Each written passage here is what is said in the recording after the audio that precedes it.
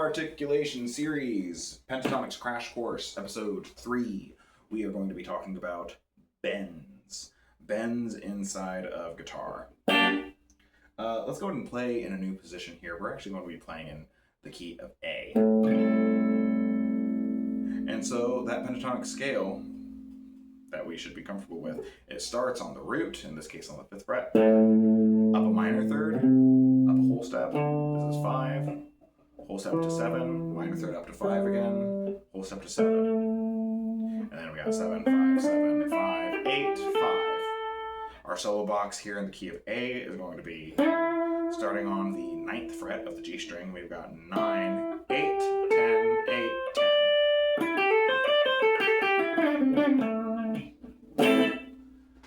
That is our A minor pentatonic, and that's where we're going to be playing out of today.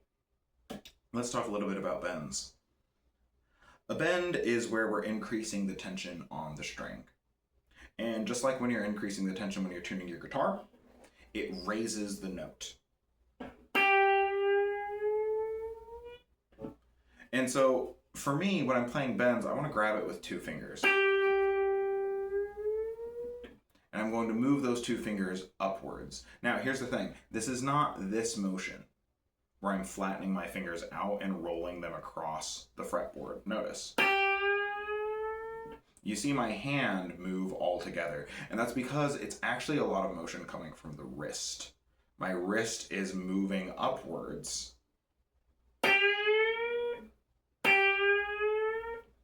to get that bend all the way up where it needs to go. That makes sure that I'm not overworking these little muscles. A lot of people get arthritis, or they can get pain that are sitting there. You'll see some players with really light strings. They'll even bend with a single finger because it just feels so easy to move that string and bend it like that. But generally speaking, for myself, I like to use this kind of wrist method that gets me the result that I'm used to. It also employs more muscles, and these larger muscles have a better time getting a really fine-tuned muscle memory for how high I need to actually bend it to get a good, to get the note that I'm aiming for. So, okay, great. We have bends that can move. How do I practice getting it to the right note, though? What you're going to want to do is because bends can only go upwards, if we're starting from a string at rest, we can only raise the pitch and then lower it back down. We want to play a note above the place where we're bending and try to aim for it. Hold that note in your ears.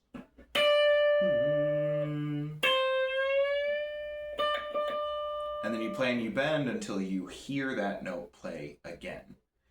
And so in this case, we're playing on the E string. We're bending from the 8th fret up to the 10th fret. So we're bending up to that D note there. We're bending from a C up to a D. And you can check your work. Start playing a D. Move our fingers backwards. In this case, I'm grabbing it with my ring finger and holding behind it with my middle finger. And I play until I hear that D, and I'm gonna listen to that. And I'm gonna play the D where it belongs. And make sure that it has the right note, because if I overshoot it,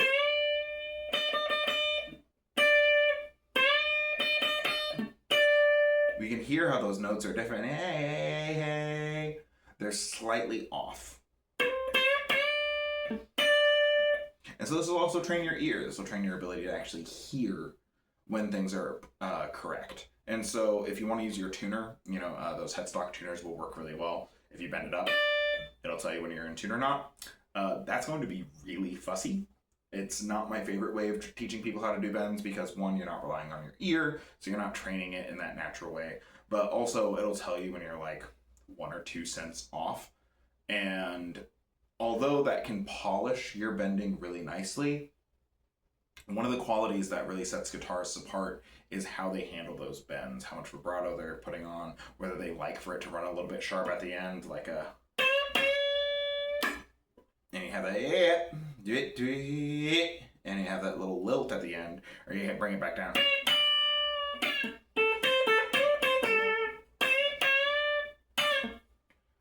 those little changes back and forth. If you rely too much on the tuner to get that trained, I've seen people be very frustrated with their ability to actually just nail the note and get it in one specific way every single time. Dwee, dwee, dwee. And they're not playing around with the articulation of making it a little bit too sharp on purpose. Or any of the other fun things that they might hear other guitarists do. We want to trust our ears more so than we want to trust the tech, because our ears are going to have us emulating sounds that we've heard other guitarists taken advantage of. And so when you have those ideas floating around in your head, you'll trust yourself to replicate it rather than trying to nail down some impossible perfection of always 100% of the time getting it dialed in on the dot. It's over practicing the wrong thing. We want to think about making things musical more than we want things to be overly precise. Trust your ears. So, we have bending up to a note.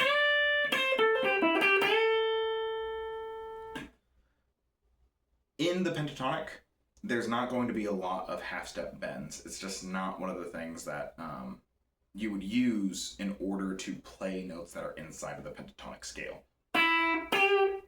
Because it's comprised of minor thirds and whole steps, I can't do a half bend and play something that's inside of it.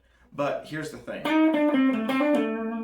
If you've ever heard of the blues scale, there's a lot of really hip notes that are in between the notes inside of the pentatonic. We're skipping over tons of information here.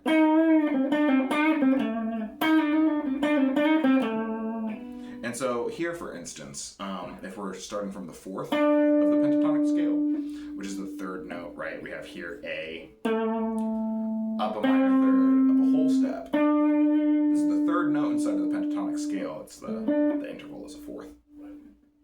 If we go a half step up from there, we're getting what's called the blue note. It's a tritone. Really, really, really ugly. But tritones sit inside of seventh chords. They naturally exist inside of those types of chords, and so they sound really bluesy. And so we can use that bend to go in and out of adjacent notes that aren't necessarily inside of the pentatonic, and it's going to give us a lot of weird flavors. And so that's one that maybe sounds really familiar, but what if I did that working from the second to last note, or the last note in the series, instead of bending all the way up to an A?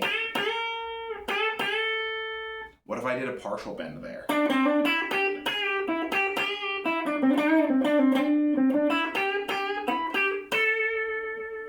All of a sudden I'm getting a really, really interesting sound where it feels like I'm reaching for the root. It feels like I'm reaching for that A note.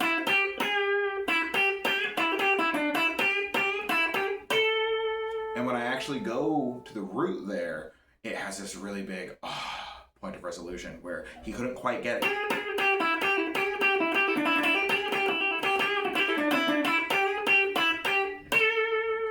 And that's where we were trying to reach for. That's the moment of resolution.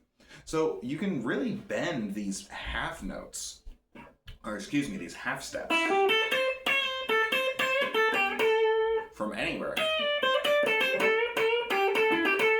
And some of them are going to be uglier than others, but you're going to want to play around with that yourself.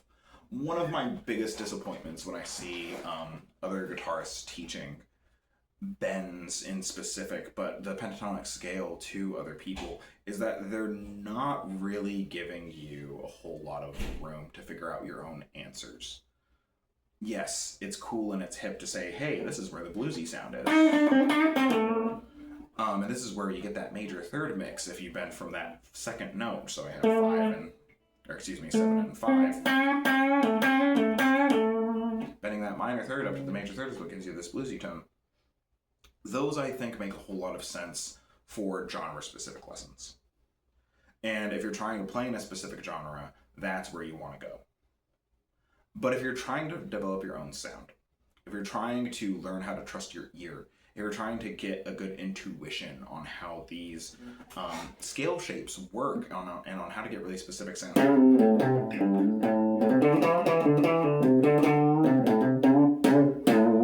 you can from any of these notes.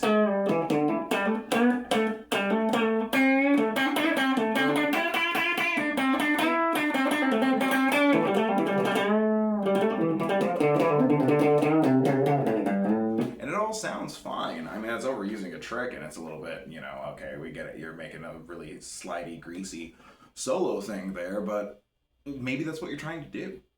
Maybe you're trying to get a lot of these ugly in-between sounds, and you're not going to find it if you just go, oh yeah, one of the places I'm supposed to bend from is here on the fourth, because that gives me my blues sound. It's more complicated than that. And you shouldn't let someone tell you what you're supposed to or allowed to do.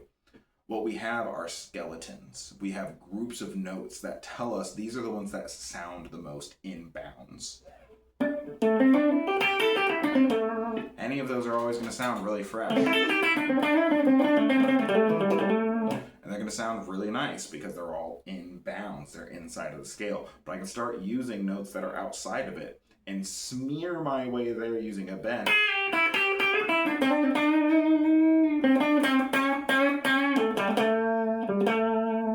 Using my bends.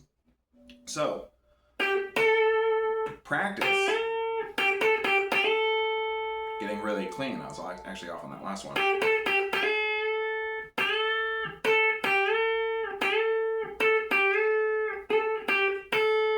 Practice getting really clean to a target note.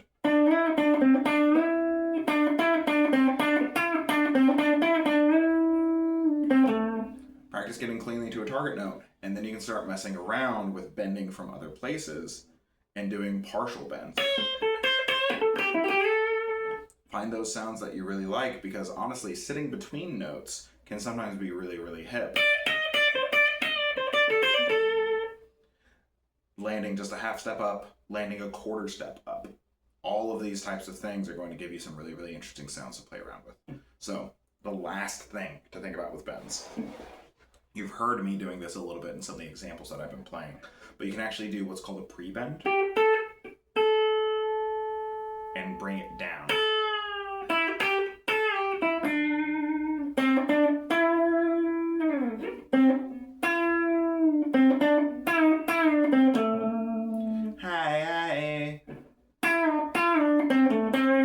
And so I'm taking a string and I'm bending it to the note that I want, and then I'm releasing the bend in order to get the bended sound. And that release also counts as a bend. You're just starting in a pre-bent position and then bringing it back down.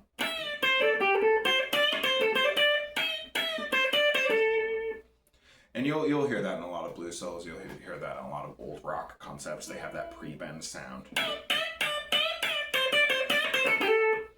And so that's the other thing that you can do. If you want to bend downwards, then you have to start in a pre-bent position from a note lower. So when I'm thinking about going from the root on the 10th fret of my B string down to the 8th fret on that B string, I need to start on the 8th fret. Because I'm thinking about the note above it, pre-bend it,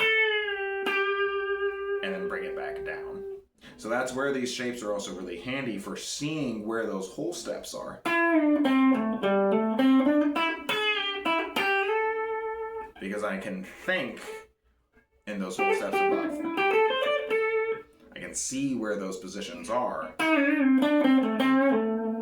And not really have to worry so much about, okay, wait, where am I inside of the scale? I already know what that position looks like. Hey, there's a whole step. And I can grab that bend there, pre-bend it, and work my way down. So that is bends. We will be covering further articulations in the next step. Make sure to practice a lot. See you next time.